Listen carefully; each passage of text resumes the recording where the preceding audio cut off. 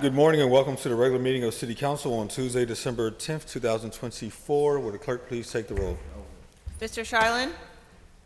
Mr. Coghill? Ms. Gross? Here. Mr. Mosley? Here. Mrs. Cale Smith? Mrs. Strasburger? Here. Mrs. Warwick? Here. Mr. Wilson? Here. Mr. Lavelle, President? Here. 6 members present. Thank you. Please rise for the Pledge of Allegiance. Remain standing for a moment of silence. Pledge allegiance to the flag of the United States of America and to the republic for which it stands, one nation, under God, indivisible, with liberty and justice for all. Thank you. Our next order of business is to amend the agenda. May I have a motion to amend? So moved. Second. All those in favor say aye. Aye. Our next order of business is proclamations. I'm going to begin with Councilwoman Strasburger. Thank you.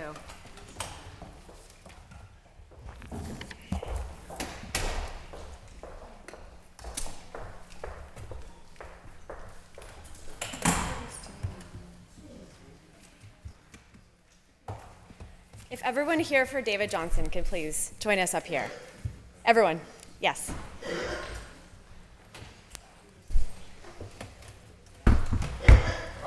Everyone come up. Yeah, right here is good.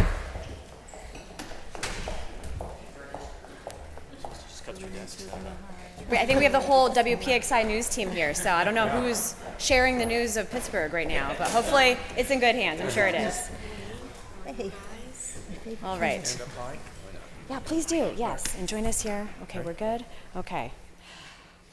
Whereas David Johnson was born in Jacksonville, Florida, and grew up in nearby Daytona Beach, and whereas David earned a degree in broadcasting from the University of Florida and began his television journalism career with stints in Gainesville, Jacksonville, Chattanooga, Orlando, and Atlanta, and whereas during his time working for WSB TV in Atlanta, David met his wife Nancy before moving to Pittsburgh to join WPXI TV as a noon news anchor in January 1985.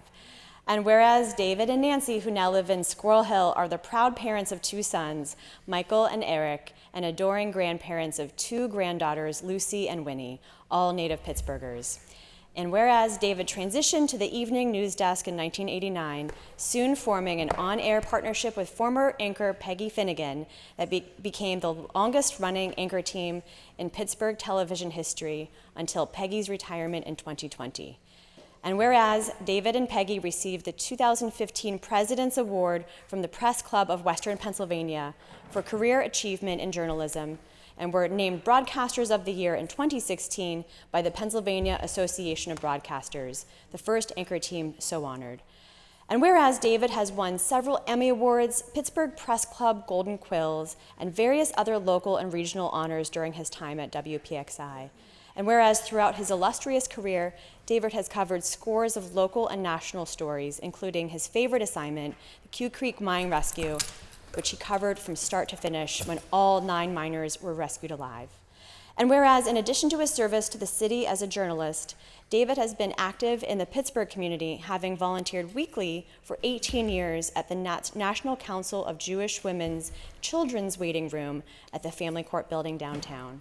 He also volunteered for 9 years at the Radio Information Service, reading to the blind and visually impaired.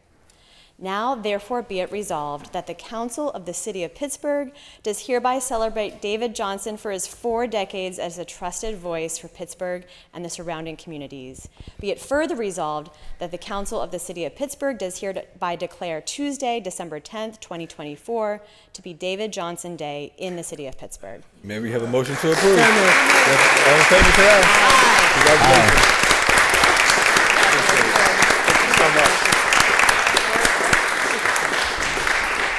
I'll be very brief because I know there are other days and proclamations to be had here, especially since the reading of my career could take 5 minutes, and I apologize for that. First of all, I want to thank my wife, Nancy, who's here. The entire Channel 11 Morning News team is here. My news director, Georgianne, photographer, Juice, one of our photographers. Please watch Channel 11 Morning News all the time. Make it a daily routine, if you would, please. Eric, thanks so much. Honored to be presented by you, and I'd like to thank the city of Pittsburgh.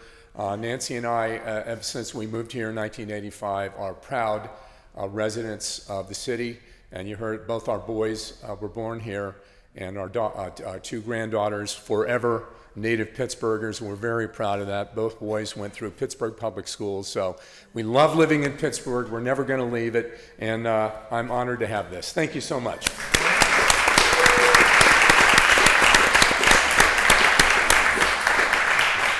Would anyone else care to make a few comments? Okay. We're gonna do a photo if that's okay. So if all council members could come up for a photo. Nancy, please join us for the photo. You have to get up here.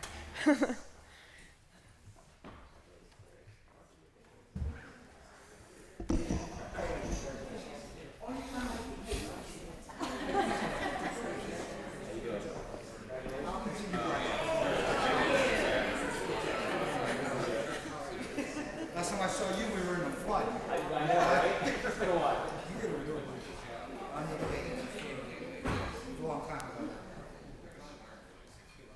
We should find it. It should be in there.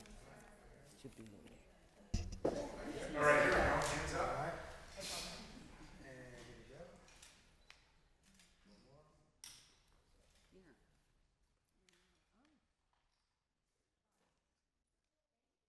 Congratulations.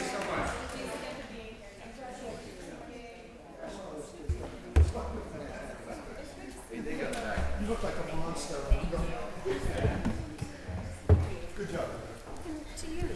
Thank you. I know. Thank you. Oh, yes. Oh, my goodness.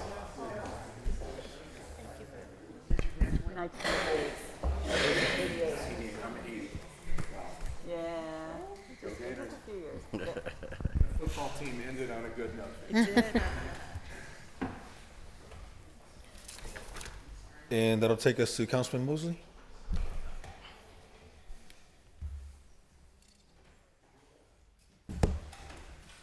I'd like to call up everybody is here with Andrew Torrey O'Donnell. Come join us.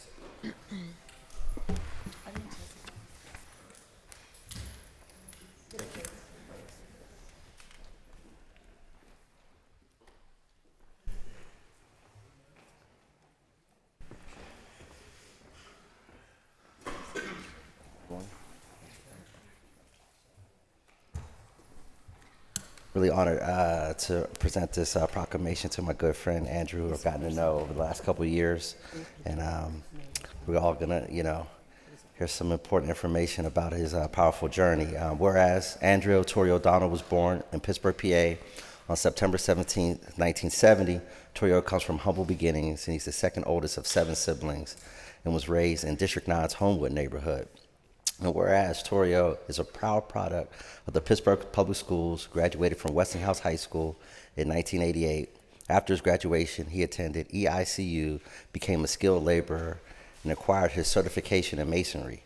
Joined the laborers number 373 union and is currently a committee member in Allegheny County Democratic Party's 13th Ward, 12th District. And whereas Mr. Donald has established a track record for community service that goes back to the early 1990s and has been a coach and mentor for many organizations such as Youth Places, the Kingsley Association, the Homewood YMCA, as well as Homewood Community Sports, just to name a few.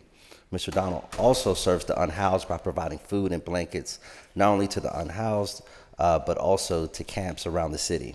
Now, therefore, let it be resolved that the Council of the City of Pittsburgh does hereby recognize and congratulate Andrew Torrey O'Donnell, the creator of Coach T's LLC, for his commitment to the community, serving our youth, and continual personal transformation.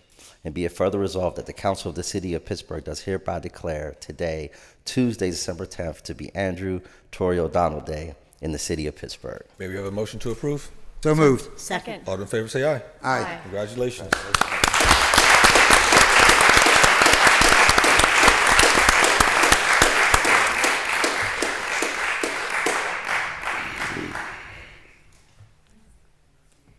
Good morning. I humbly accept this award, coming from humble beginnings. Very rough neighborhood, childhood upbringing. It's an honor and a privilege to work with kids and make a positive impact in their life. Had a very rough childhood coming up. I think that's what drove me to work with kids, but I'm also a public servant in my neighborhood and surrounding communities. I deal with people from 5 to 85 years old, and that's also an honor and a privilege, being a public servant. And as far as, the blanket drives and everything I do, it's just, something God put on me to do. I know how I feel to have absolutely nothing. I know how it feels to start over again. And a lot of people don't grasp the concept that you have to give to receive. And it's not also what you can do for someone financially to help them along their path and journey in life. I got my cousin Nikita standing right next to me to my left. Very monumental. She's very monumental and inspirational in my life. She runs 8099 Foundations for her brother and Donald. They also deal with the youth. They get them to college scholarships, everything like that. That's something you guys want to go online and look into. And I'm going to end with this. I just want to say thank you for everybody that's here today supporting me. I humbly accept this award, and I'm just really getting started. I still got a lot of work to do. I think I'm going to hang my whistle up this year from coaching and just concentrate more on being a civil servant. Thank you. Thank you.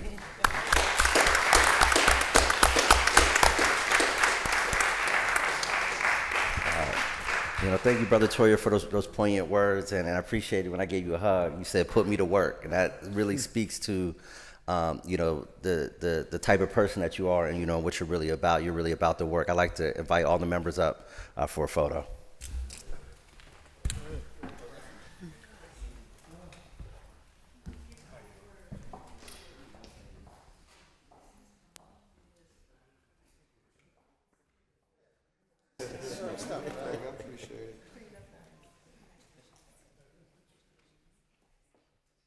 Come on, Tim.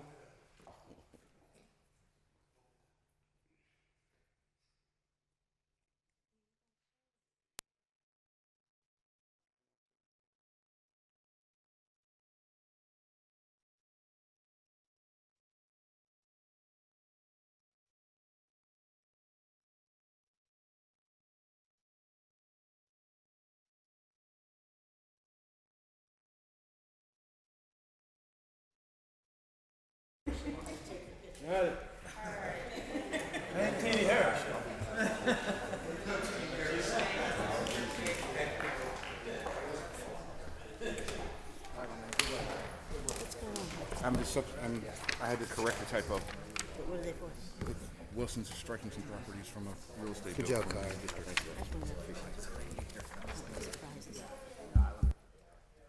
And Councilwoman Smith. Trace. Wanted to make sure. Thank you, but they're looking at the title, I think. Did you get them there? There we go. Teresa and Barb. Awesome, thank you. Teresa and Barb, come forward. Yes, please.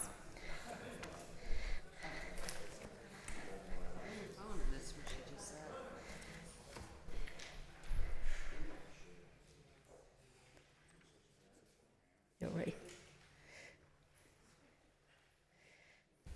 Now, a lot of people think of Carnegie Borough, and they don't, you want to stand over here? But what they don't realize is East Carnegie is a neighborhood in the city of Pittsburgh that we're very proud of. It actually has one of the only remaining working steel mills. And it's a great neighborhood, a lot of young people moving there. And we've had Teresa and Barb, who actually, Mayor Peduto, you were the first couple he married, correct? He almost married us. Hugh McGough married You McGough did, okay, but Bill Peduto was going to. Okay, so anyway, so I would just say that they live in East Carnegie, and if you've ever seen East Carnegie, there are flowers and beautification projects everywhere, and they were all started, most of them, I should say, were started by Teresa and Barb. Whereas volunteers are invaluable resources to a community, at its core, volunteerism embodies a spirit of selflessness by individuals who willingly contribute their time, skills, and resources. And whereas Teresa Kroll is one of the individuals who has volunteered for over 20 years in the East Carnegie neighborhood of the city of Pittsburgh. Teresa designed and built a meditation garden at St. Andrew's Lutheran Church, as well as garden beds, taking much of her personal plant stock from her own yard. And whereas, in addition, she provided her time assisting with the annual St. Andrew's Lutheran Church Festival. If you know St. Andrew's, it's the hub of East Carnegie. Andrew's Lutheran Church for over the past 20 years. And whereas, erected by the people of the 16th Military Zone in honor of those who served in World War 1917 to 18, Teresa maintains the World War I Memorial and the Parklet Garden. And whereas, when Vital Signs, Vital Signs is like an environmentally friendly sign company in the West, and it was one of the first in the city. It's in East Carnegie. When Vital Signs moved to Idlewood Avenue, Teresa managed in the planting of their lot, making it more appealing to visitors. She also lent time and expertise to many neighbors' yards, and whenever she was able. She currently keeps an overflow garden of personal plants to offer the neighbors or to welcome people to the neighborhood. And now, therefore, be it resolved that the Council of the City of Pittsburgh does hereby recognize Teresa for her dedication to the East Carnegie neighborhood. And be it further resolved that the Council of the City of Pittsburgh does hereby declare Tuesday, December 10th, 2024 to be Teresa Kroll Day in the City of Pittsburgh. May we have a motion to approve? So moved. Second. All in favor, say aye. Aye. Congratulations.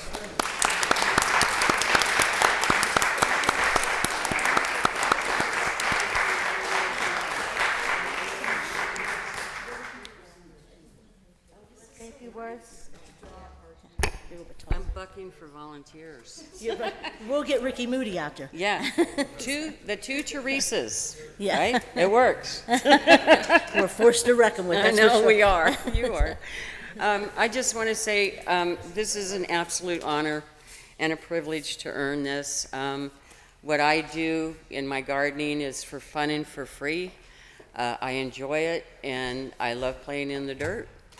I am pushing for volunteers now because I'm no longer able to do this work any longer. So the parklet is going to need help. By the way, we need a new wall. Mazatel's council now, Okay. it's crumbling. It's Okay. really bad. But You might have to wait for a little bit. I just want to say thank you, and this is an honor, and I hope I can keep playing in the dirt, but right now I can't. So, but Maybe you thank should you enter very politics then. much. You don't want me in these rooms, darling. Thank you. Sorry. Let's take a photo. We'll Much. take a photo. Oh, okay. Oh, open it up? Sure thing.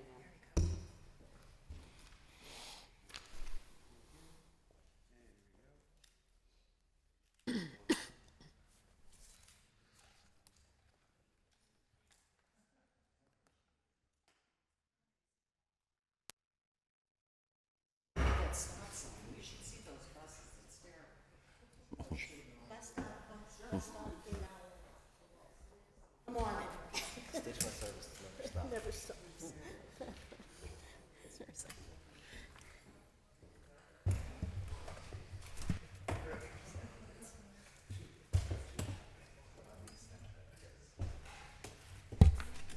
And we have 4 to be read into the record.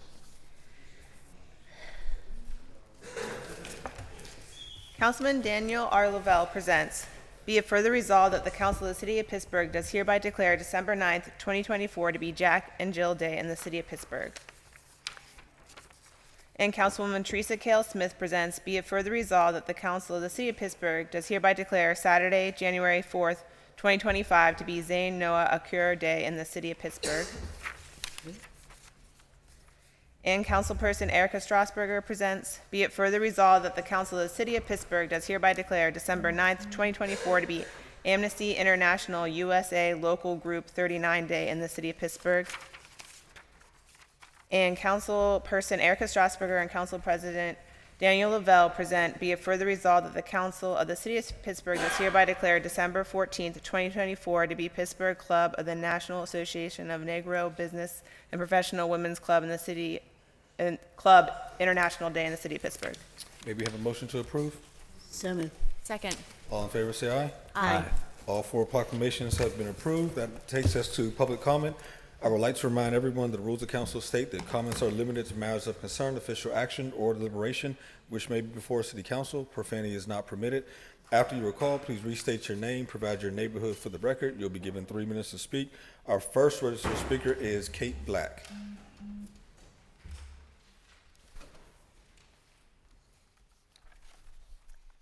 Good morning. As he said, my name is Kate Black, and I've been a proud resident of Highland Park for over 20 years. When my husband and I moved to Pittsburgh, we quickly fell in love with this neighborhood. More specifically, though, we fell in love with the park itself. Not only the beauty of the fountain, reservoir, trails, playgrounds, but the amazingly diverse community that obviously treasured this space. After moving in, it quickly became obvious to us what had been absent from any descriptions we had read about the park: the city's open-air firing range. I couldn't believe it. I couldn't believe it was allowed, and that it has been for many decades.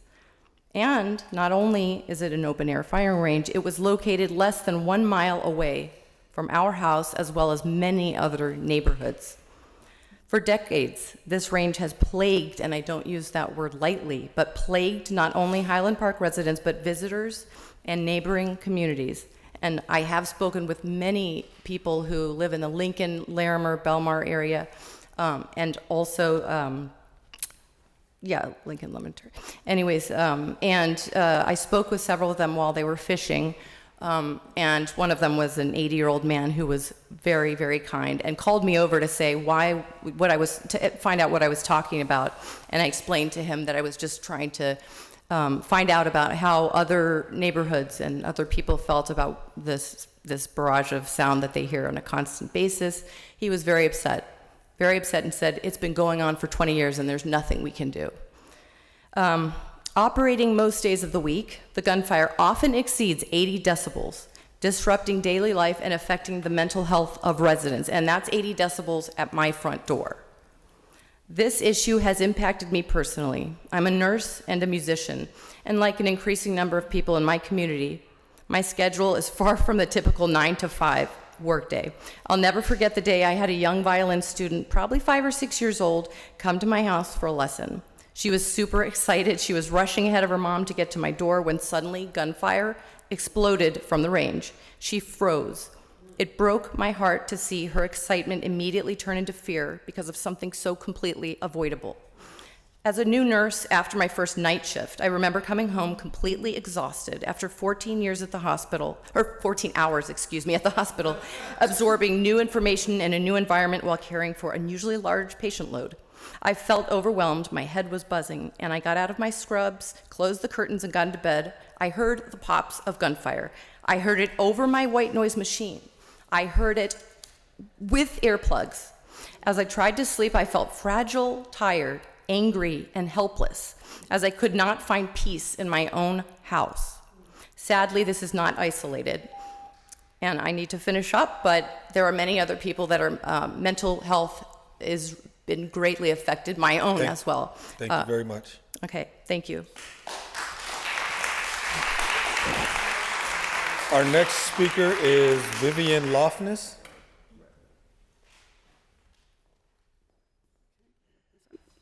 Okay, I'm Vivian Lofness, a resident of Highland Park. My husband bought his house in 1972 before the shooting range was open. I'm also speaking about the shooting range. And I joined him in 1981, so we're over 40-year residents in the city. And I just wanted to talk a minute. This will give you a sense of what we're listening to. Obviously, it's not amplified the way it would be. But let me just tell you quickly what some of the challenges are that we're trying to resolve.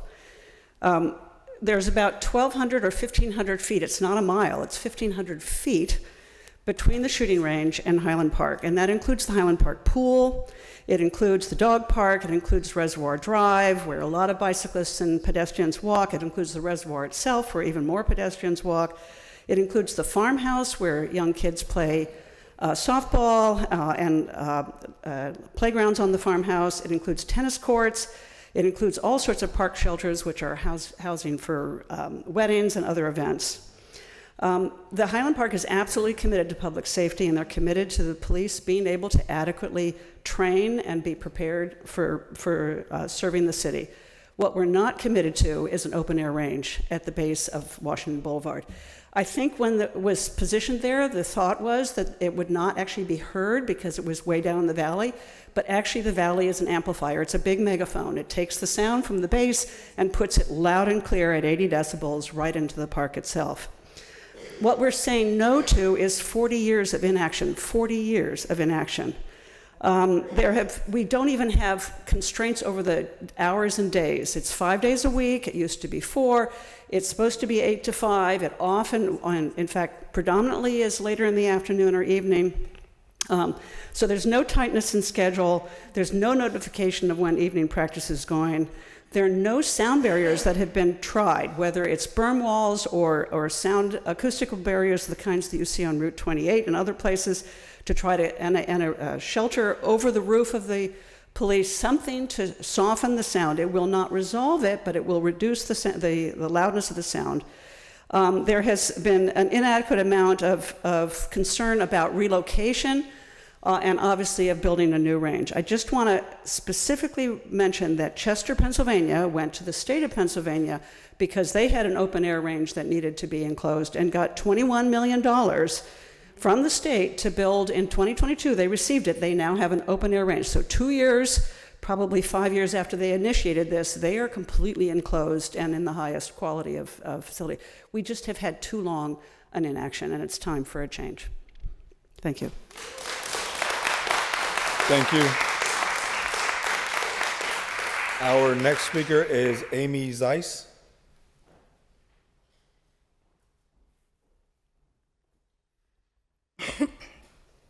Good morning. My name is Amy Zeiss. I live in the Beachview neighborhood. I live at 1305 Orangewood Ave.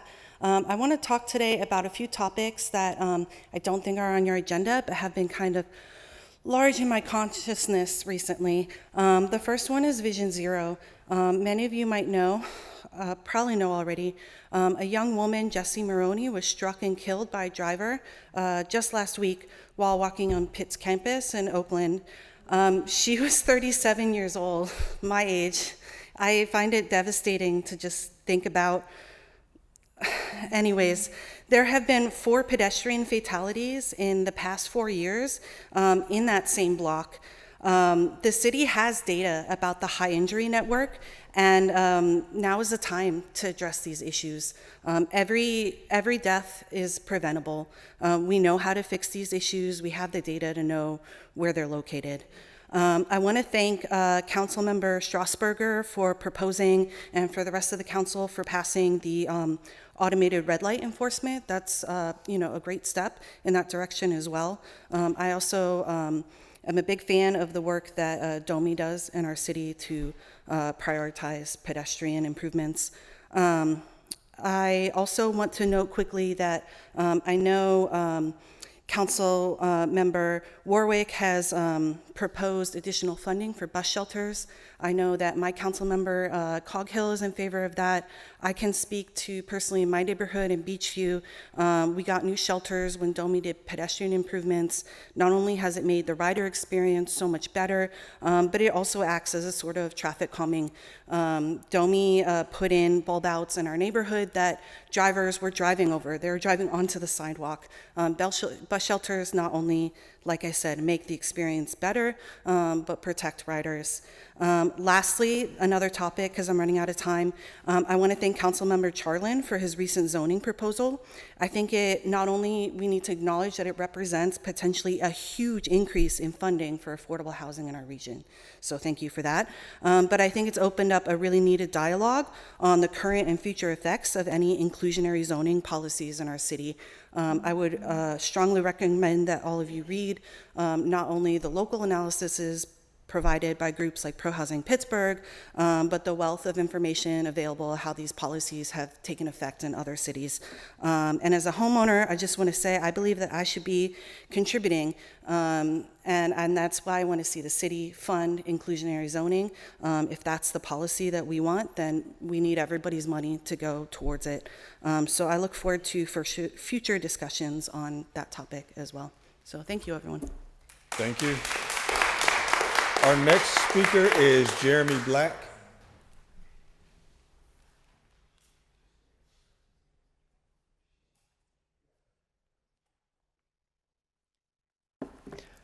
Hello, my name is Jeremy Black. Thank you for giving us time to speak here. My wife and I came to Pittsburgh when I was fortunate enough to win a position in the Pittsburgh Symphony. And we've been residents of Highland Park since buying our first house there in 2004. I don't need to remind you that high levels of background noise is a community health hazard. It is well established that chronic exposure to noise is linked to increased blood pressure, hypertension, heart disease, and a higher risk of stroke. It can disrupt sleep patterns. It can lead to insomnia and chronic sleep problems. Children are particularly vulnerable as chronic noise exposure affects memory retention and language skills. Our community's mental health is impacted by increasing stress, anxiety, depression, and mood swings. Evidence even points to chronic noise causing low birth weight in infants, obesity, and cancer rates increased due to stress response in adults, and an aggravation of dementia and symptoms in older adults. We invest heavily in noise reduction for our cars. Miles of new barriers, as has been mentioned, were just constructed along Route 28. Airplanes, helicopters, and trucks are all much quieter due to government action than they were just a few decades ago.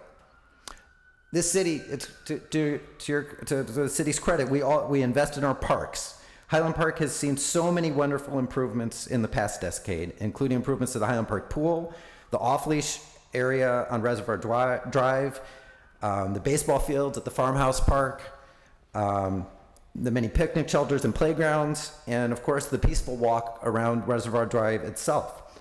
Not to mention one of the most unique features in Western PA, the Velodrome down on Washington Boulevard. But what is the point of investing in these assets and if every visit can be ruined by the sounds of gunfire? Who would come back after your first time if you can't even hear yourself think, much less have a conversation with a friend or enjoy the sounds of the park? Fun projects like renovating the skating rinks, the golf course, these are wonderful. Don't drop that, but don't tell me that we don't have money to make improvements to the sounds of the firing range. We support the police. We support having adequate training facilities for our police officers, but the place is not in a public park. The time for action is now. I want to thank you, Councilwoman Gross and Coghill, for your support already on this issue, and I hope you all will join in a timely attack towards resolving it. And I want to thank you for your time. I do want to use, I have 10 seconds left, but I'm going to play a short clip. This is our front porch. We hear this for hours. Thank you very much. Every day. Thank you.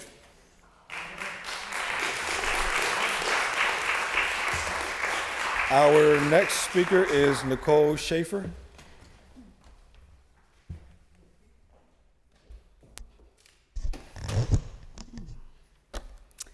Good morning, council members. My name is Nicole Schaefer. I'm proud to call Highland Park my home.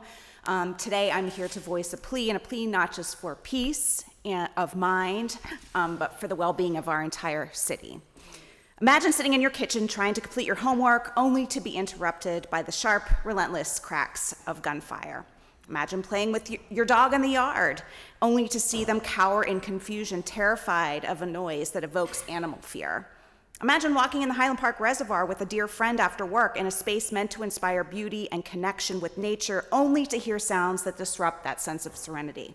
This is our reality day after day in rain, in snow, unpredictable times, and sometimes even in the dark. These sounds affect us all, children who should be playing freely at the playground, artists and musicians who seek inspiration, bird watchers on park benches, families trying to unwind with a bit of green space, young couples picnicking, and neighbors simply striving to feel safe. For some, particularly those who have experienced violence or displacement, these sounds do more than disrupt, they re-traumatize. And yet, we normalize it, as if this is something you should just get used to. That is really it's only really disruptive to a few. But that's the thing. Once we normalize this noise, once we collectively say, get used to it, it isn't a big deal, then we as an entire community allow gunfire to become a normalized way of life. And that the sound of violence is something we just have to live with in 2024 and beyond. Gunfire is a visceral reminder of insecurity. It chips away at the very fabric of our community. For those of you that see our community through economics, I would not, or would you encourage a family to move to this section of the city, pay substantial city taxes, listen to gunfire as their soundtrack? Would you expect them to stay? Would you expect them to know that this is part of their daily experience? I understand that the sidewalks are part of my responsibility. I understand that I have to handle my own composting and that I manage my leaves. I even accept the trade-offs of our city life, underwhelming public schools, street cleaners that are more of an idea than a reality. But the endless rattling of gunfire, that I cannot accept. That's the one sound that might drive me away from my livelihood here in the city. The solution is clear. No firing range, police or otherwise, should be allowed to operate near any residential area in our city. Our neighborhoods are sanctuaries, places where life happens, where community thrives, and where people trying to make their way in the world that is uncertain, unpredictable, and complicated, gunfire cannot belong here. I urge you to take a stand, not just for our neighborhood, but for all of Pittsburgh residents. Let's foster the sounds of laughter, birdsong, conversation, not fear. Let us lead with empathy and creativity, finding better places for essential training that do not compromise the safety, mental health, and joy of our city residents. Thank you. Our next speaker is Ralph Williams.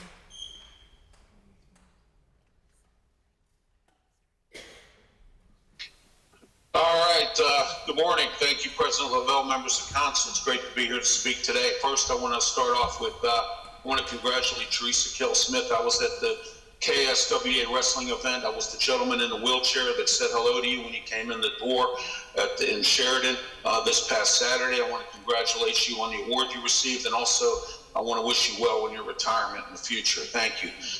Next, I want to talk about the bus stop or the bus shelter proposal by Council Lady Warwick.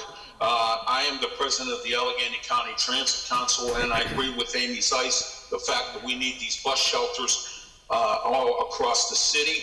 I've been there and done that. I've ridden the bus many times, and I have, stood out in the cold with no shelter, things like that. It works very well for everyone at that point. My next thing I want to talk about is I live at 803 East Warrington Avenue up in the Allentown section of the city. And recently we just had a fire in September. And what had happened was the lady who committed the fire, or had caused the fire, has now been moved to another building within the housing authority system. She was evicted from this building. Somebody has to make some changes here in how Housing Authority City of Pittsburgh does their business. Their business of evicting people, their business of people who commit crimes, their business of this. This woman committed a catastrophe. She caused problems in the building. She displaced people on the whole entire 5th floor. And now she's being moved into another building. And I was told by housing it's because of HUD laws and this law and that law. I don't want to hear about laws. I want these criminals out of my building.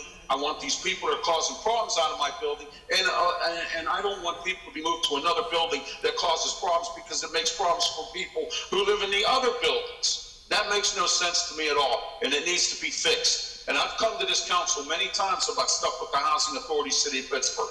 Take charge, change whatever laws you need to change with this or handle this, because this is unacceptable to me, and it's unacceptable to the tenants in this building, and it's unacceptable to tenants who live in other buildings, that they should have to put up with somebody who caused all kinds of problems in this building and now is in their building causing the same problems. Thank you. Have a great day. Thank you. Our next speaker is Jennifer Orchard.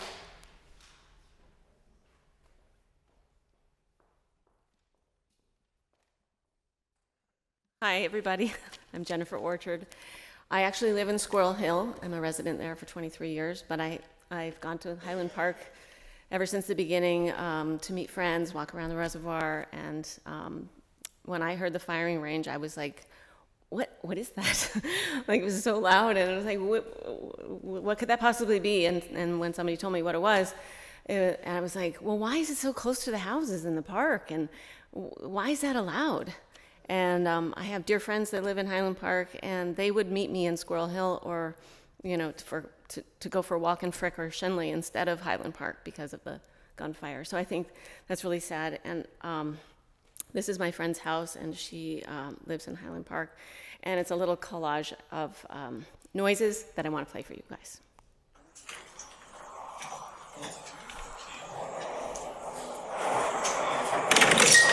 This is from their front porch.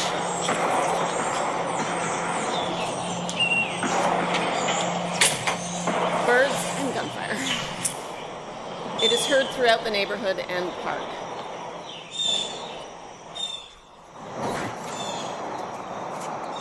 I wish you could see the pictures. It's so pretty. Heard by new mothers trying to take peaceful walks. There's a mother walking her stroller.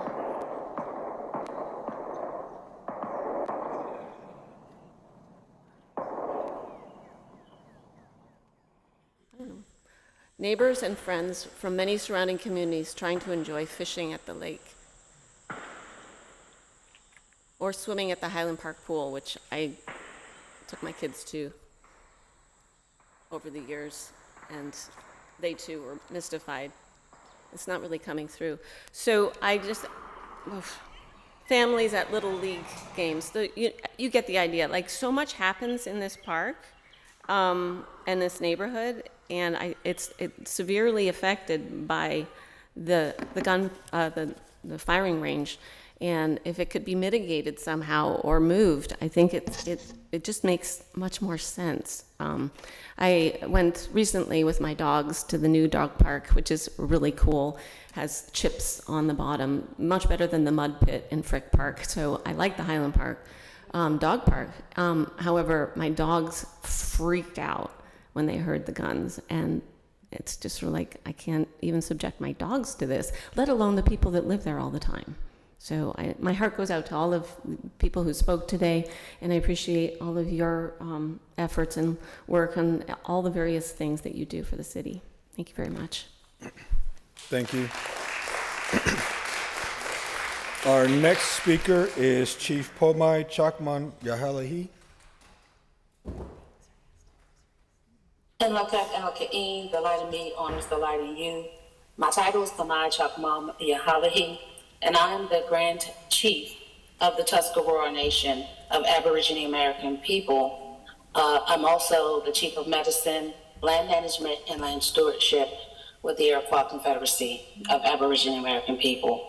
I come here today to remind you of your oath of office and your ancestors' oath of office to uphold the Constitution at Article 1, Section 2, Clause 3, and excluding Indians not taxed, and to uphold and honor our treaties, the Delaware Treaty in particular, the Northwest Ordinance as well as many other treaties where our ancestors, the Aborigines of America, so-called Indians, did not cede our rights to our autonomy, our rights to our natural resources, our rights to our lands, our rights to our heritage, to our identity. And in the city of Pittsburgh, we're facing many, many atrocities against our people, namely starting with the Pittsburgh police. They are obstructing our right to travel. They are violating their oath of office, and they are feign ignorant of their obligation to uphold the Constitution first, over and everything. And we come to you and state emphatically that we have worked with the Commission on Human Relations. We worked for almost a year to develop and construct rights and the protections of the rights of Indigenous people. And I know this has come before you many times before. And I'm saying again today, to honor your oath as you pledge allegiance to the flag, do not forget that you pledge allegiance to the Constitution. We're not here to make war. We're not here to fight. We're here to invoke our rights and to exercise our rights with impunity, as is outlined in the Constitution, Article 1, Section 2, Clause 3, and excluding Indians not taxed. And if you go online and read your founders' papers, there's a speech to the Tuscarora Indians, my ancestors, that was written August 1st, 1756, where they, as well as the United States Congress, had obliged that they would have a perpetual peace and friendship, a real friendship and love for our people, and between our people, we would do the same. And we have upheld our relationship over the years, even going through misclassification, reclassification, which is an act of genocide, to reclassify us from the Aborigines to Indians, which we did accept for the purposes of law, and then to be unlawfully reclassified to colored and Negro. And we will not stand for this. The Thomasina v. Jordan Act, passed underneath the Trump administration, state clearly that our ancestors, the Indians, who chose to stay on our land and fight for our lands, that were not sent to reservations because we chose not to. We fought to stay put, were reclassified to Negroes. So Thank you very much. Our last registered speaker is Ajal G. Chanel King. In Lakalakain, that is Proto-Mayan, for the light in me honors the light in you. My Aboriginal American title is Yahalehi Chanel Ki'in. I am Indians not taxed, Article 1, Section 2, Clause 3, and excluding Indians not taxed. In the Bouvier's dictionary states, Indians, the Aborigines of this country, are so called. I am located within the Delaware Territory. You all will call Pittsburgh. I am a descendant of the original beings, the first inhabitants stewarding our ancestral lands, the Americas, including the islands. I invoke my people's constitutional indigenous rights, Article 1, Section 2, Clause 3, and excluding Indians not taxed. My people are acknowledged in multiple maxims of law, the American Declaration on the Rights of Indigenous Peoples, the United Nations Declaration on the Rights of Indigenous Peoples, the Delaware Treaty, the Northwest Ordinance, 100th Congress, Second Session, House Congress Resolution 331, whereas my people are acknowledged to the development of the United States Constitution, and to reaffirm the continuing government-to-government relationship with my people, and the list continues. Those on City Council, are you going to honor your oath to the Constitution, Article 1, Section 2, Clause 3, and excluding Indians not taxed? My people are not to be confused with Title 25 Native Americans, who are also within the box of persons, immigrants, foreigners, citizens, naturalized citizens, non-citizens, residents, humans, individuals, aliens, illegal immigrants, Asiatisca folks, Slavs, and the list continues. My people, the Aboriginal Americans, have been reclassified as so-called Indians, so-called colored, so-called Negro, so-called Black. We are not socio-political constructs, and my people have been continuously discriminated against, conspired against, committed genocidal actions against, lack of free, prior, informed consent, burden, strain, deprivation of rights under the color of law, force, and simulation, and the list continues of the unconstitutional crimes against my people. Within your government's laws that you, City Council, and your fellow citizens documented or not documented are bound to follow the Constitution of the United States of America, and that also includes Article 1, Section 2, Clause 3, and excluding Indians not taxed, especially when it comes to discrimination, which does include ancestry. A lack of concern is a lack of action. City Council, you have not been upholding your government-to-government relationship continuously with the Aboriginal American community. It is imperative, and in accordance to your government's laws, the Constitution, Article 1, Section 2, Clause 3, and excluding Indians not taxed, for you to honor the oath to the Constitution. You uphold your duty to make a pledge of allegiance to that flag. So honor your oath to the Constitution.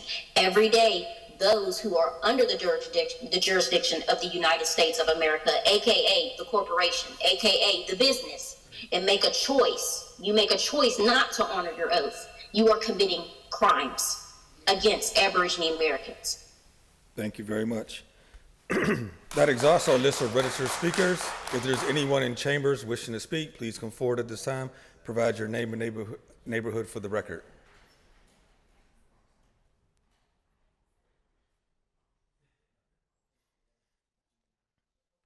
I think there are a few of us. Do you want us to all come up or one by one? Just one by one.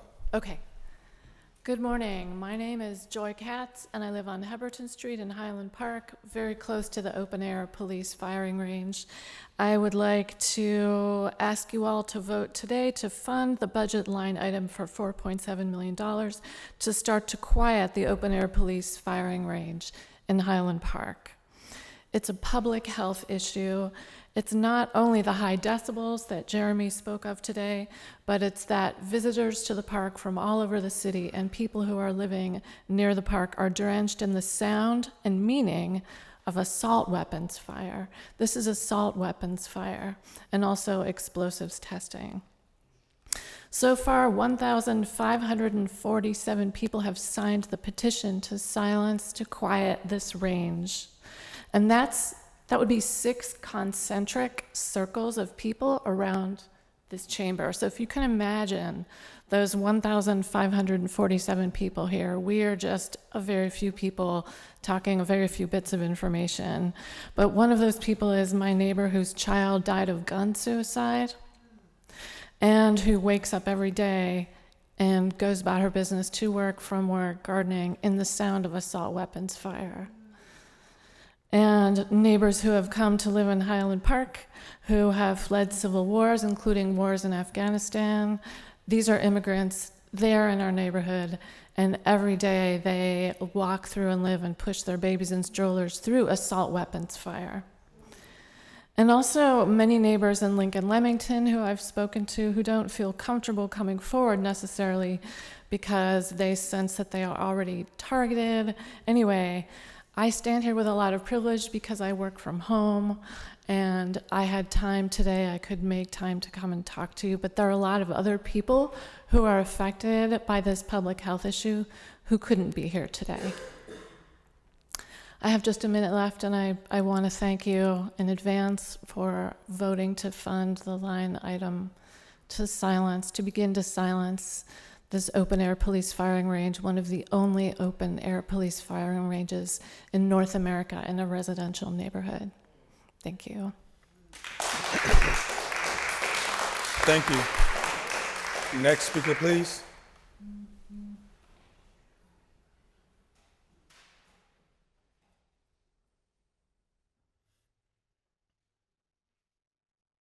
Hello, my name is Peggy Yu, and I'm also a Highland Park resident. And I also wanted to support, to make the request to please support that line item for $4.7 million for today's budget. I just wanted to share a little anecdote that just happened the weekend before Thanksgiving.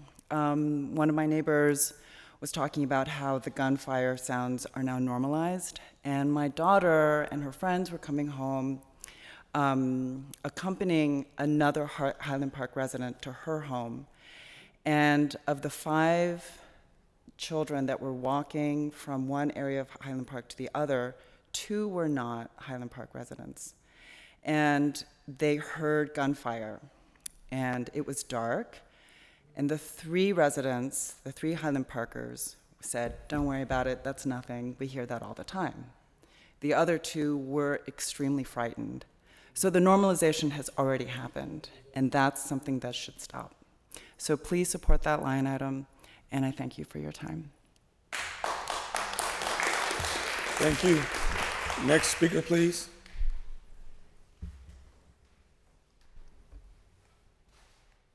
Good morning. My name is Irina Goldwasser. I'm a resident of Fox Chapel. Kate and Jeremy are really dear friends of mine. I play in the Pittsburgh Symphony with Jeremy. Given the current research that we have about noise pollution and its devastating long-term effects on public health, among them increasing cancer risk, heart disease, and high blood pressure. It seems to me a matter of fairness and indeed equity that residents are permitted quiet enjoyment of their neighborhoods and residences, just like we are in Fox Chapel and where I used to live, also Mount Lebanon. Just as we in Pittsburgh have sought to clean up our air and water, cleaning up harmful noise pollution is crucial part of keeping Pittsburgh one of the best American cities to live in and maintaining a high quality of life for all of our residents. Thank you.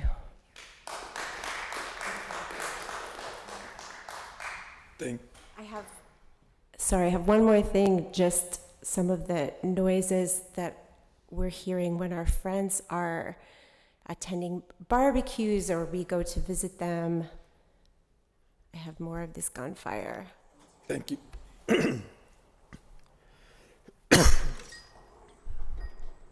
This is just such a shame that they're needing to listen to this, and I really hope you'll consider this. Thank you. Next speaker, please. Next speaker, please.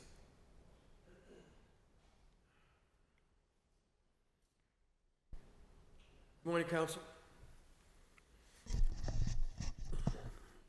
I happen to be a Highland Park resident, not expecting to hear this, but I've heard what they're talking about. One of my dogs used to freak out, literally, and want to turn around when I would walk down in that direction. Please support that legislation. Under my chair as BPEP, Black Political Empowerment Project Chairman, we also have the Coalition Against Violence. That's mental violence, emotional violence. To hear those gunshots so frequently. And sometimes when I hear the guns, I'm not sure, is someone being killed again in my neighborhood or joining neighborhoods, or is that the police shooting? It's not healthy. It's another form of violence. Don't ignore that. Thursday, the high is going to be 25. I've never been homeless, but frequently when it's really cold, I'll say to whoever I'm with, I can imagine lying on the cement, lying on cardboard. I don't care how much cardboard it is, you're still freezing. I hope council, I know you're all sensitive to this, but will go as far as you can to deal with the needs of the homeless.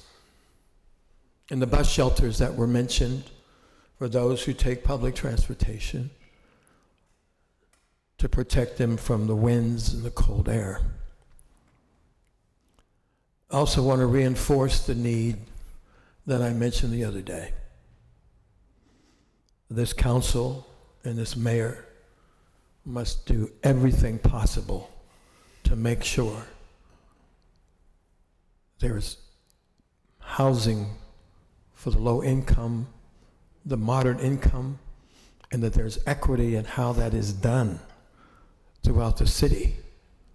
So no neighborhood is allowed to not have other folks in their neighborhood. This is a city for all.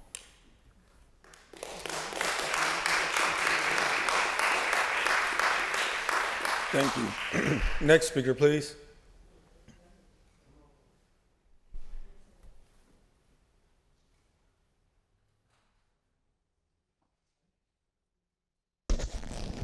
Good morning. My name is Yvonne F. Brown.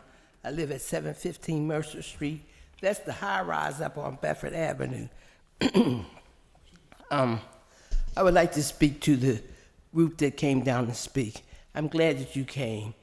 This is what we need, more of the citizens to come and speak out. I've been coming for years, and they disrespect me, and it's just like I have no business coming down here. But this is my city, and I believe that this room is our room, the citizens' room. This is the chamber of council for us to be able to tell you what we need. You cannot know if you don't live in or even come in my neighborhood.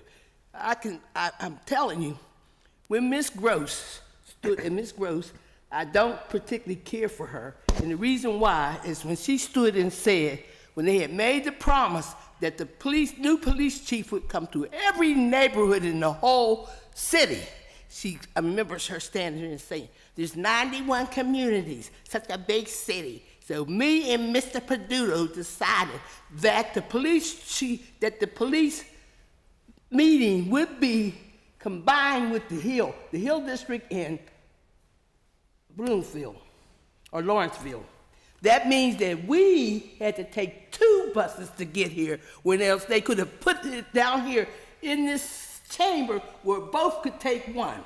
I am saying that because we are majority poor and black, you disrespect us. I'm still mad as H-E-L-L, because I'm not allowed to cuss, and then you might say that's a bad word. At you, Mr. Cardhill, and you too sitting over there. It's usually Miss Gross. While we're talking, they are on the computer, they are on the phone, they are on the electrical devices. And I'm saying that they should have those back in the room. They should not be at the table. And if you need something, you got an aide to come and tell you. Not you disrespect us. 3 minutes, and they will not listen. I am upset. I've been coming over 20-something years. When I brought my grandchild down here, they said that my child, 5 years old, didn't have the right to speak. That was Mr. Burgess. But yet and still, you have Miss, whatever her name is, brought her brand new baby, 4 months, and had him at the table. They didn't say that he could not be at the table, but my grandchild could not speak here. And she's very, very concerned about city council. They have been raised to watch me and every one of you. Do you understand? If my grandchildren is watching, and I don't care how long that line is, they will watch every person. Now, when they turn around to them, they don't even want to hear it. I want you to understand I'm coming down here because they make the decisions and we die. You know that. Thank you very much. Next speaker, please.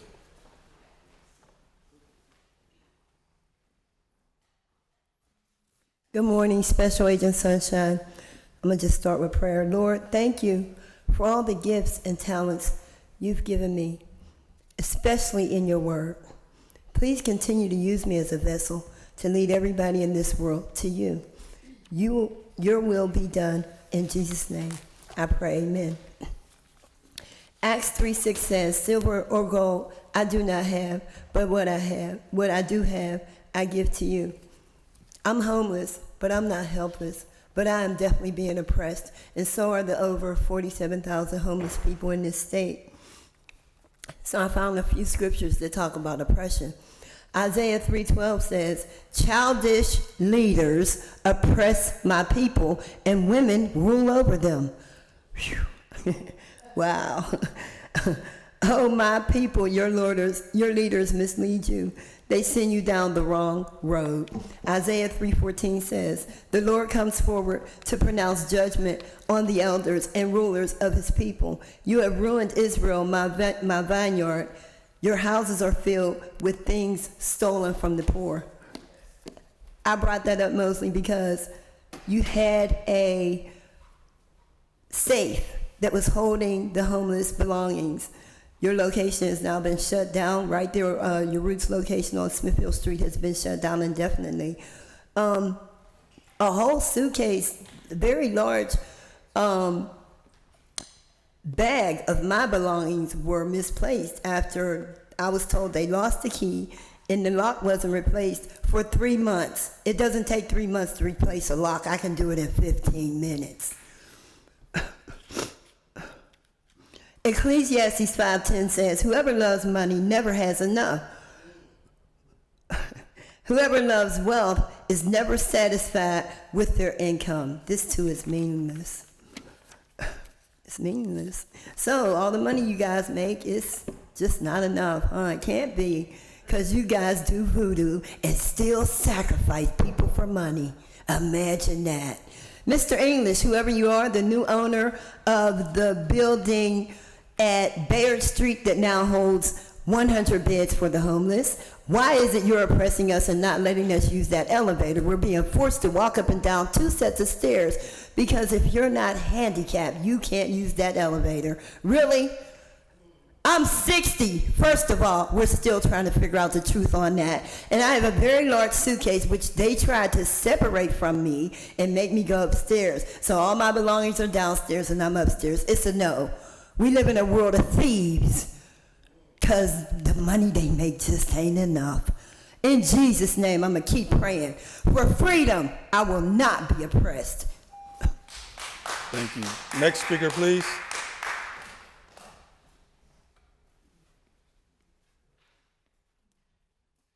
Hi, City Council. I'm Stormy. And I came down here because I wanted to see Mr. Corey O'Connor announce his candidacy for mayor, but I think I missed it. I just wanted to say good luck to him. And hopefully Leon Ford will follow his steps into politics and come down here and run for city council or something else, because I think we need young people to help to lead the younger generation into the future. As far as Councilwoman Deb Gross is concerned, I think you're a very nice woman. When my husband was murdered, Sergeant First Class Victor Miramontes, when he was murdered, you and Summer Lee let me speak. You let me get my grievance out there in public, so thank you. I think you're doing a wonderful job. As far as immigrants coming to Pittsburgh is concerned, I do believe that we should help people. We should. But how can we bring immigrants into Pittsburgh and give them homes, give them food stamp cards, and give them anything they want, but see Pittsburghers lying on the street? We don't have anywhere to stay, and if we ask any questions, nobody wants to give us an answer except, oh, here's the resources for that. Thank you. Thank you very much. Next speaker, please. Next speaker, please. Seeing no further speakers, we'll turn to the presentation of papers, beginning with Councilman Charlin, Chair of Human Resources. Good morning, Mr. President. Good morning.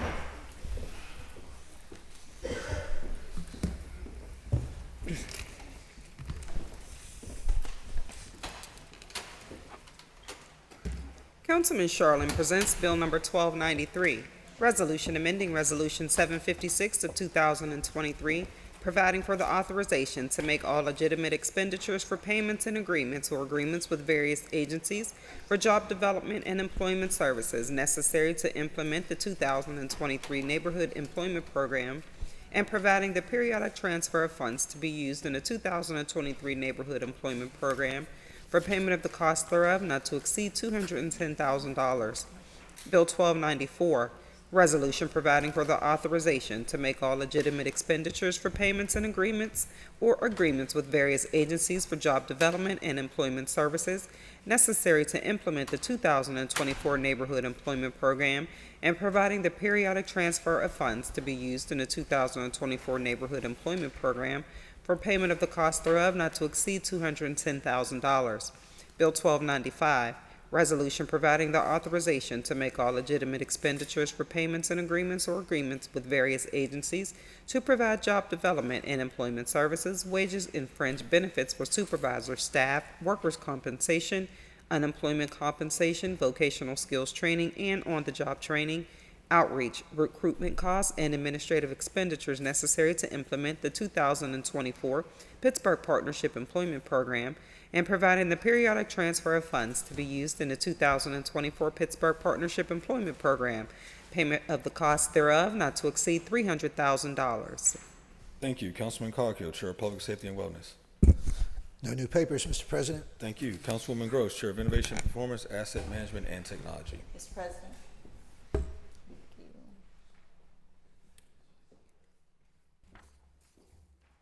Councilwoman Gross presents Bill Number 1296, Resolution providing for the issuance of a warrant in favor of AMCOM in the amount of $61,103.42 to pay the remaining balance owed to this vendor for the lease of multifunction devices and managed print services.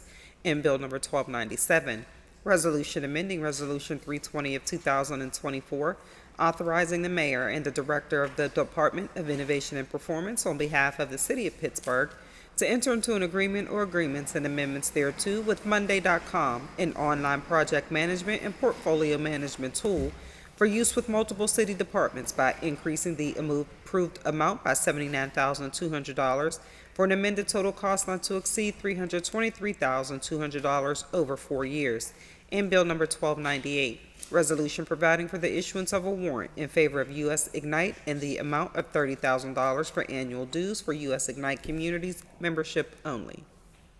And Councilman Mosley, Chair of Intergovernmental Educational Affairs. Thank you, Mr. President. Thank you.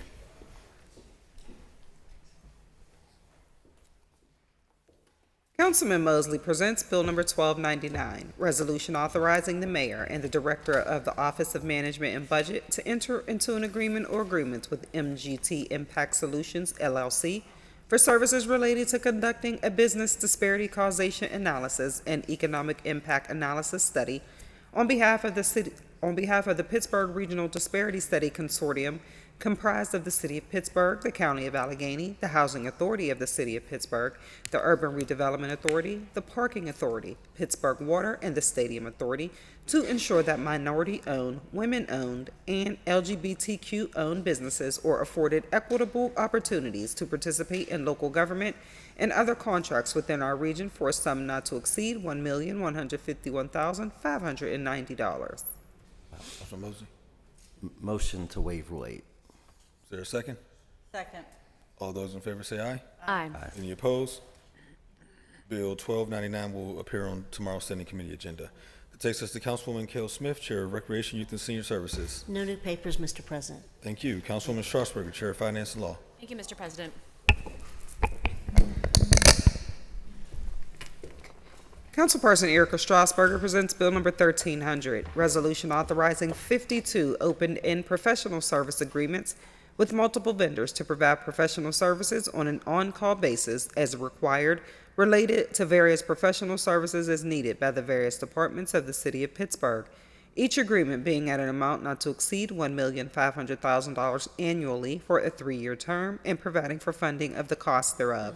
And Bill number 1301, resolution authorizing 52 open-end professional service agreements with multiple vendors to provide professional services on an on-call basis as required, related to various professional services as needed by the various departments of the City of Pittsburgh, each agreement being at an amount not to exceed $750,000 annually for a 3-year term and providing for the funding of the cost thereof. And Councilwoman Warwick, Chair of Public Works and Infrastructure. Thank you, Mr. President. Councilwoman Barb Warwick presents Bill number 1302, resolution amending Resolution 322 of 2024, entitled Resolution Authorizing the Mayor and the Director of the Department of Public Works to apply for grant funding from the Pennsylvania Department of Conservation and Natural Resources Community Conservation Partnerships Program to provide funding for the Spring Hill Park Rehabilitation Project. The grant proposal includes an ask of $562,605 to accept the grant, decrease the amount, and authorize necessary expenditures.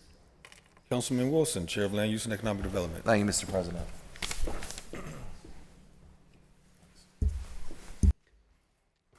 Councilman Wilson presents Bill number 1303, ordinance amending the Pittsburgh Code Title IX Zoning Code, Article 1, Introduction and Establishment, Section 90203, Zoning Map, to rezone parcels bounded by Neville Street, Forbes Avenue, South Belfield Avenue, and Bigelow Boulevard in the North Oakland neighborhoods from RMM, RMVH, multi-unit residential, moderate and very high density, OPRB, Oakland Public Realm Subdistrict B, SP7, Specially Planned District 7, UI, Urban Industrial, and H, Hillside, to Urban Center Employment, UCE, and Urban Center Mixed Use, UCMU, in the North Oakland neighborhood.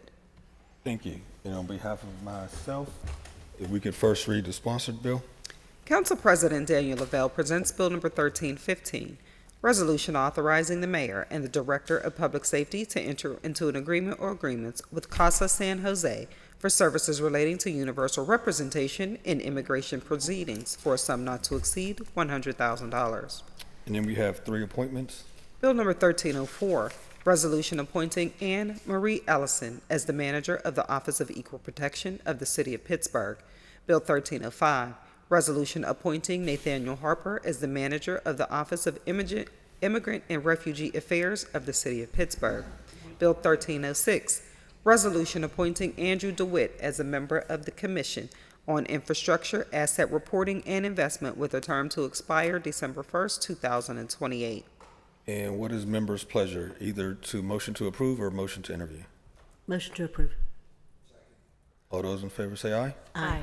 Any opposed? All three appointments have been approved, and now we have one communication. Bill number 1307, communication from Jake Pollack, Director of the Office of Management and Budget, submitting City Council the attached status update from the Grants Office for the week ended December 6, 2024. And in the motion to read, receive, and file? So moved. Second. All those in favor say aye. Aye. Any opposed? That will take us to unfinished business. We have one appointment to approve. Bill number 1203, resolution appointment of Ronald Porter as a member of the Equal Opportunity Review Commission with a term to expire November 1st, 2028. Need a Motion to approve. Second. All those in favor say aye. Aye. Any opposed? The appointment has been approved. Our next order of business is reports of committee for final action, beginning with Councilwoman Erica Strasburger, presenting the Committee of Finance and Law. Thank you, Mr. President. Thank you. Councilperson Strasburger presents Bill 1285, reported to Committee on Finance and Law for December 4th, 2024, with an affirmative recommendation. Bill 1236, resolution authorizing the issuance of a warrant in favor of Maria A. Pendro Thompson and her attorney, Rabner Law Offices, P.C., for a single payment in 2024 in an amount not to exceed $9,000 in full and final settlement of litigation filed in the Allegheny County Court of Common Pleas. Bill 1237, resolution authorizing the issuance of a warrant in favor of Cassandra Hosky and her attorney, Rabner Law Offices, P.C., for a single payment in 2024, amount not to exceed $75,000 for full and final settlement of litigation filed in the Allegheny County Court of Common Pleas. Bill 1238, resolution authorizing the issuance of a warrant in favor of Suwad Ibrahim and their attorneys, Contos, Minjine, Killian, and Hassan, for a single payment in 2024, cost not to exceed $25,000 for full and final settlement of litigation filed in the Allegheny County Court of Common Pleas. Bill 1239, resolution authorizing the issuance of a warrant of Kush T. Patel and his attorneys, Woomer and Tallarico, for a single payment in 2024, cost not to exceed $250,000, full and final settlement of litigation filed in the Allegheny County Court of Common Pleas. Bill 1240, resolution authorizing the issuance of a warrant of Iron City Ventures, LLC, for a single payment in 2024, amount not to exceed $7,500 for full and final settlement of litigation filed in the Allegheny County Court of Common Pleas. Bill 1241, resolution authorizing the issuance of a warrant in favor of Sarah Pratt and her attorneys, HKM Employment Attorneys, LLP, for a single payment in 2024, cost not to exceed $130,000, full and final settlement of litigation filed in the United States District Court for the Western District of Pennsylvania.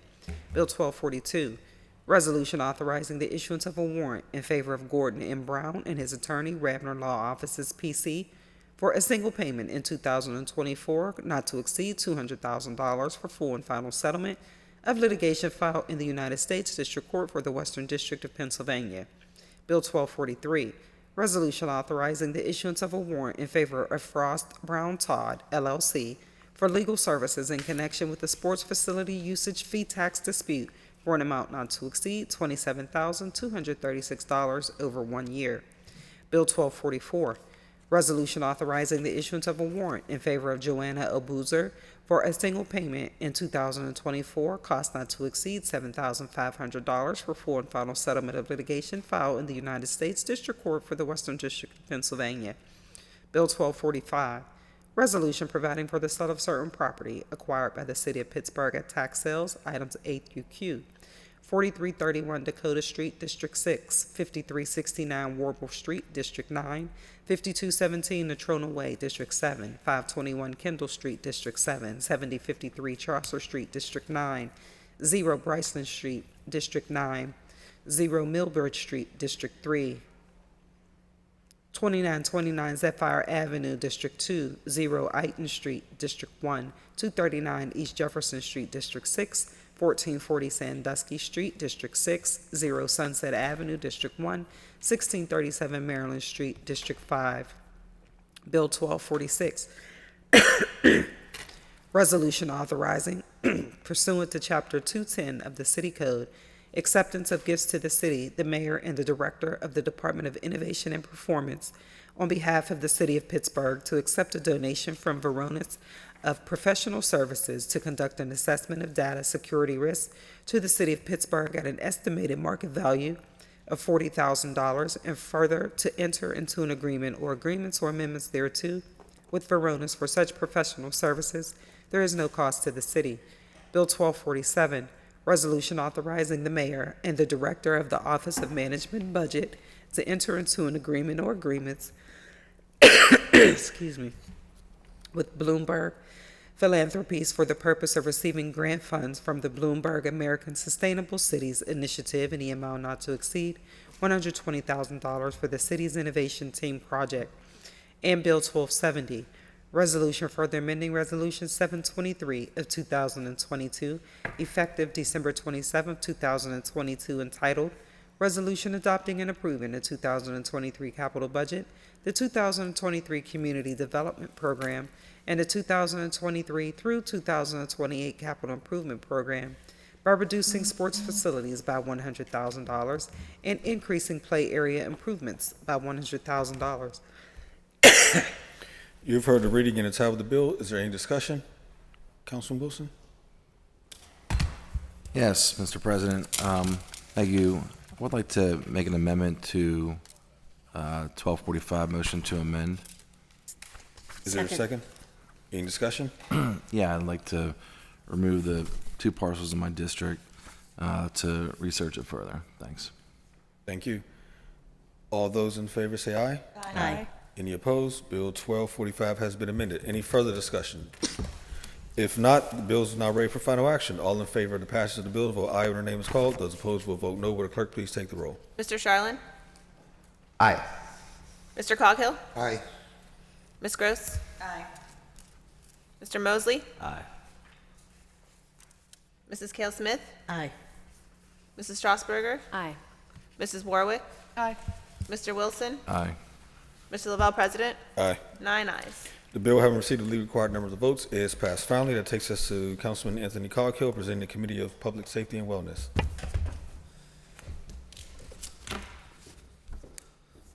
Thank you, Mr. President.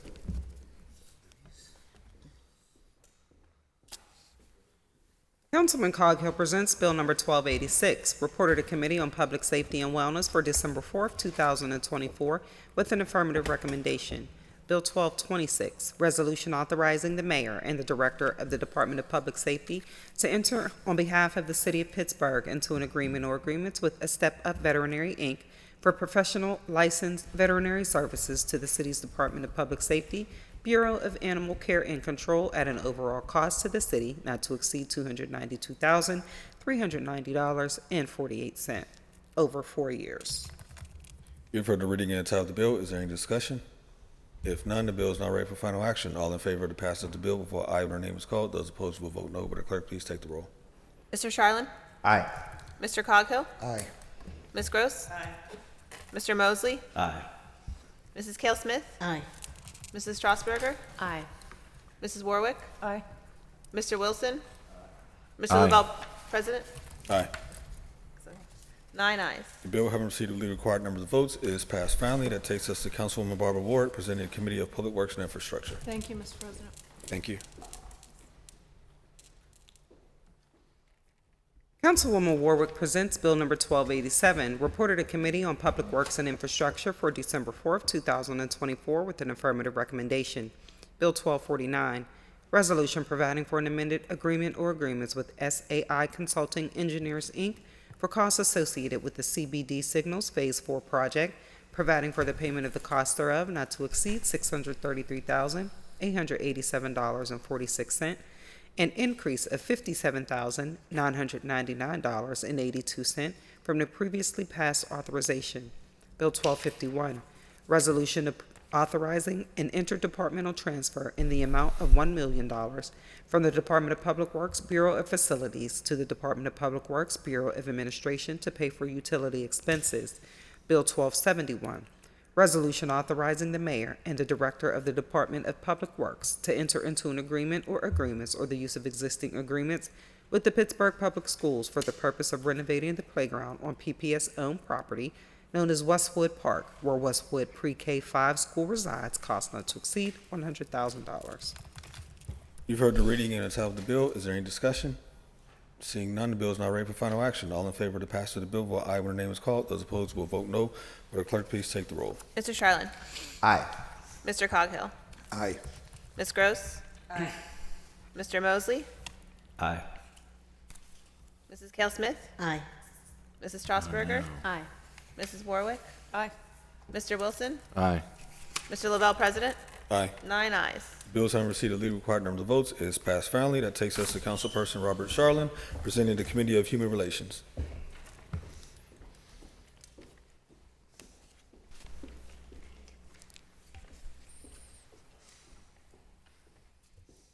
Councilperson Charlin presents Bill 1288, reported to Committee on Human Resources for December 4th, 2024, with an affirmative recommendation.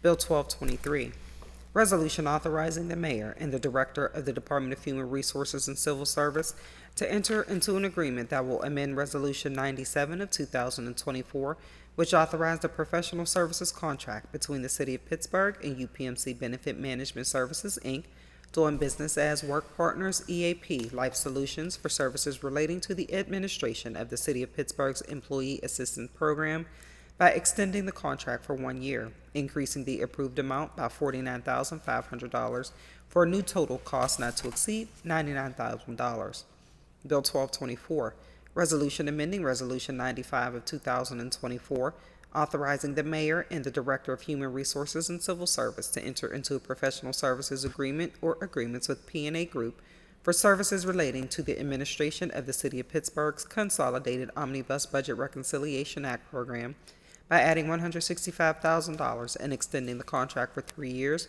cost not to exceed $180,000 over the course of 4 years.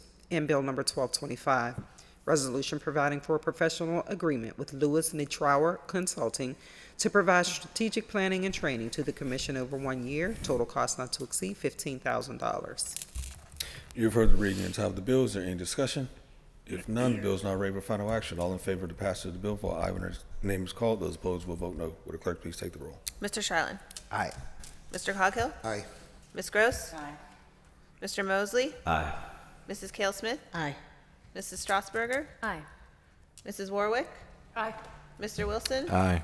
Mr. Lavelle, President? Aye. 9 ayes. Thank you. The bill, having received the legally required number of votes, is passed finally. That takes us to Councilman Bobby Wilson, presenting the Committee on Land Use and Economic Thank you, Development. Mr. President.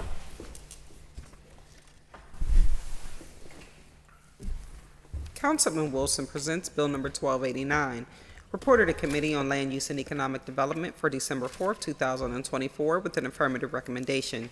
Bill 819, ordinance amending the Pittsburgh Code, Title 9 Zoning Code, Article 1, Introduction and Establishment, Section 90203, zoning map to rezone parcels 83J300, 83K104, and 83K102 from R2M 2-unit residential moderate density to RMVH multi-unit residential very high density, and parcels 83J301, 83K48, 83K60, and a portion of 83K61 from RMM multi-unit residential moderate density to RMVH multi-unit residential very high density in the East Liberty neighborhood.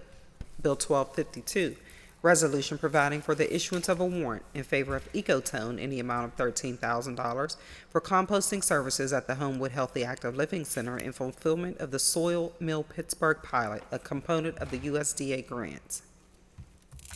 You've heard the reading and title of the bill. Is there any discussion? Seeing none, the bill is now ready for final action. All in favor of the passage of the bill, vote aye when the name is called.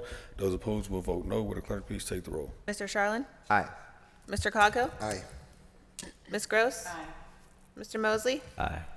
Mrs. Cale Smith? Aye. Mrs. Strasburger? Aye. Mrs. Warwick? Aye. Mr. Wilson? Aye. Mr. Lavelle, President? Aye. 9 ayes. Thank you.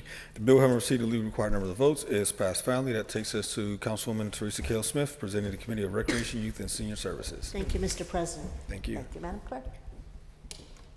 Councilwoman Teresa Cal-Smith presents Bill 1290, reported to Committee on Recreation, Youth, and Senior Services for December 4th, 2024, with an affirmative recommendation.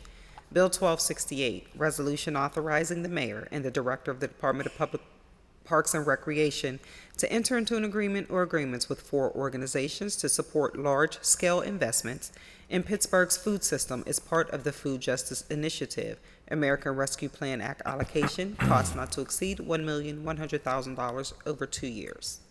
You have heard the reading and the title of the bill. Is there any discussion? Councilwoman Smith? Thank you. I first want to thank the Women's Caucus for working so much on this issue back years ago, and really doing a lot of work around this entire endeavor. But I do want to say I want to see the food programs that are supposed to be funded. I want to see people eating in our district. I don't want to see that there's money going in and no program happening. As I've seen with the Avenues of Hope, I've brought many concerns forward about properties that receive dollars that I still haven't seen any development happening there yet in some places, and I did bring that to the attention of the URA, and they are working on some things. But I want to see with these dollars that not just these large, I see the food bank. We see the work that they do. You see when they're distributing boxes of produce or food. You can't always see some of these other things and or how they'll be maintained. So I want to make sure that people know that I personally will be watching, across the city what's happening with these dollars, because this is our responsibility. So and we really, when the Women's Caucus started, we wanted to see the benefit to smaller organizations. We wanted to see the benefit to people in the communities being served. So I want to make sure that those things are happening too. And although these are bigger, larger organizations, some of them, I think going forward we'll do some amendments to make sure that these dollars are dispersed, more fairly across the city. Thank you. Thank you. Any further discussion? Seeing none, the bill is now ready for final action. All in favor of the passage of the bill will vote aye when their name is called. Those opposed will vote no. Will the clerk please take the roll? Mr. Charlin? Aye. Mr. Coghill? Aye. Ms. Gross? Aye. Mr. Mosley? Aye. Mrs. Cale-Smith? Aye. Mrs. Strasburger? Aye. Mrs. Warwick? Aye. Mr. Wilson? Aye. Mr. Lavelle, President? Aye. 9 ayes. The bill having received the legally required number of votes is passed finally. Can I Councilwoman? just thank Gabby for the work Gabrielle McFarland for the work. This is the first project that I know that she's really worked on, because I just want to recognize her work. Thank you. Thank you. That takes us to Councilwoman Deborah Gross, presenting the Committee of Innovation, Performance, Asset Management, and Technology. Thank you, Mr. President. I should have did that earlier. Councilwoman Gross presents Bill number 1291, reported to Committee on Innovation, Performance, Asset Management, and Technology for December 4th, 2024, with an affirmative recommendation. Bill 1229, resolution amending Resolution 341 of 2023, authorizing the mayor and the director of the Department of Innovation and Performance on behalf of the city of Pittsburgh to enter into an agreement or agreements and amendments thereto with Granicus, Inc. in a form approved by the city solicitor for website content management by increasing the approved amount by $211,613 for an amended total cost not to exceed $495,608 over 3 years. Bill 1230, resolution authorizing the mayor and the director of the Department of Innovation and Performance on behalf of the city of Pittsburgh to enter into an agreement or agreements and amendments thereto with eDocs Technologies, LLC, for the implementation of an enterprise-wide content management system to serve as a central platform for managing all digital content across city departments, cost not to exceed $3 million over 1 year. You have heard the reading and title of the bill. Is there any discussion? If none, the bill is now ready for final action. All in favor of the passage of the bill will vote aye when the name is called. Those opposed will vote no. Will the clerk please take the roll? Mr. Charlin? Aye. Mr. Coghill? Aye. Ms. Gross? Aye. Mr. Mosley? Aye. Mrs. Cale-Smith? Aye. Mrs. Strasburger? Aye. Mrs. Warwick? Aye. Mr. Wilson? Aye. Mr. Lavelle, President? Aye. 9 ayes. The bill having received the legally required number of votes is passed finally. And finally, that takes us to Councilman Kari Mosley, presenting the Committee on Intergovernmental Educational Affairs. Thank you, Mr. President. Councilman Mosley presents Bill number 1292, reported to Committee on Intergovernmental and Educational Affairs for December 4th, 2024, with an affirmative recommendation. Bill 1215, resolution authorizing the mayor and the director of the Department of Finance on behalf of the City of Pittsburgh to enter into a cooperation agreement or agreements with the Housing Authority of the City of Pittsburgh to document local cooperation in the Housing Authority's agreement to make payments in lieu of taxes for Bedford Dwellings Phase 2, which consists of Bedford Phases 2A, 2B, and 2C housing development. Bill 1231, resolution authorizing the mayor and the director of the Office of Management and Budget to enter into an agreement or agreements with the U.S. Department of Housing and Urban Development for the purpose of receiving grant funds in the amount of $750,000 for the purpose of supporting the Urban Redevelopment Authority's Homewood Avenue Revitalization Program. Bill 1233, resolution approving execution of a contract for disposition by sale of land between the URA of Pittsburgh and Trek Development, Inc., or a related entity for the sale of a 2B subdivided portion of Block 25S, Lot 112, 5th Ward, City of Pittsburgh, 2829 Bedford Avenue, District 6, at no cost to the city. And Bill 1235, resolution approving execution of a contract for disposition by sale of land between the URA of Pittsburgh and Jamal McDonald for the sale of Block 174B, Lot 202, 13th Ward, City of Pittsburgh, Mount Vernon Street, District 9, at no cost to the city. You've heard the reading and title of the bill. Is there any discussion? If not, the bill is now ready for final action. All in favor of passing the bill will vote aye when their name is called. Those opposed will vote no. Will the clerk please take the roll? Mr. Sharlin? Aye. Mr. Coghill? Aye. Ms. Gross? Mr. Mosley? Aye. Mrs. Cale Smith? Aye, sorry. Mrs. Strasburger? Mrs. Warwick? Aye. Mr. Wilson? Aye. Mr. Lavelle, President? Aye. 9 ayes. The bill having received the legally required number of votes is passed finally. That takes us to motions and resolutions. Is there anything from members? If not, we do have meeting announcements. This afternoon at 1:30, council will hold the 2025 budget hearings line item vote. Then Wednesday, December 11th at 10 a.m., council will hold our standing committee meeting. Speaker registration will close at 9 a.m. Also, tomorrow afternoon at 1:30, council will hold a cablecast public hearing for Bill 1042 as it relates to PWSA conditional use. Speaker registration will close at 12 p.m. Then on Thursday, December 12th at 10 a.m., council will hold a cablecast public hearing relative to tax budget and citizen participation. Speaker registration will close at 8:30 a.m. To register to speak at any of these meetings, please fill out the sign-up form on the council meeting webpage or call the clerk's office at 412-255-2138. And then lastly, tomorrow the mayor is going to be recognizing Westinghouse High School with a proclamation. That will occur at 9:30 tomorrow morning so that our standing committee meeting can start on time at 10 o'clock. Anything else? If not, motion to approve the minutes and adjourn the meeting. So moved. Second. All those in favor say aye. Aye. We are adjourned.